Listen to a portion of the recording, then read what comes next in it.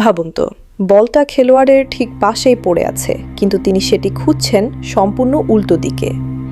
আবার কেউ গোল করার আনন্দে এতটাই ব্যস্ত যে খেয়ালই করেনি অফসাইডের কারণে গোল বাতিল হয়ে গেছে। বিশ্বাস না হলে ভিডিওটা শেষ পর্যন্ত দেখুন, কারণ শেষের ঘটনাটি দেখে আপনি না হেসে পারবেন না। ফুটবল মানে শুধু গোল আর ট্রফি নয়, মাঝে মাঝে এমন সব হাস্যকর মুহূর্ত তৈরি হয় যা বছরের পর বছর মানুষ মনে রাখে। একটি ম্যাচে দেখা গেল বলটি একেবারে খেলোয়াড়ের পায়ের পাশেই রয়েছে, কিন্তু তিনি এতটাই বিভ্রান্ত হয়ে গেলেন যে চারদিকে তাকিয়ে বল খুঁজতে শুরু করলেন। দর্শকরা তখন হেসে লুটোপুটি। আরেকটি মুহূর্তে একজন খেলোয়াড় গোল হয়েছে ভেবে দৌড়ে উদযাপন শুরু করে দিলেন।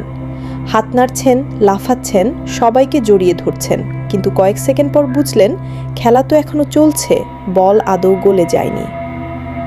একবার তো দুই সতীর্থ একই বলে কিক মারতে গিয়ে দুজনই একে অপরের সঙ্গে ধাক্কা খেলেন।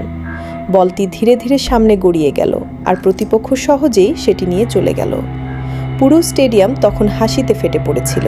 আবার এমন ঘটনাও হয়েছে একজন গোলরক্ষক বল ধরতে গিয়ে নিজেই পিছলে পড়েছেন। ভাগ্য ভালো বলটিও খুব ধীরে চলছিল, না হলে মুহূর্তটি আরও বিব্রতকর হয়ে যেত। কখনো কখনো খেলোয়াড়রা রেফারির বাঁশির অপেক্ষা না করে ফ্রি কিক নিতে চান। পরে বুঝতে পারেন খেলা এখনও শুরুই হয়নি, তখন নিজেরাই হেসে ফেলেন। আর সবচেয়ে মজার ঘটনা হলো এক খেলোয়াড় বল কোথায় আছে না দেখেই জোরে শট নিতে গেলেন, কিন্তু বলে নয় বাতাসে কিক মারলেন। স্টেডিয়ামের দর্শক থেকে শুরু করে ধারাভাষ্যকার পর্যন্ত সবাই হেসে উঠেছিলেন।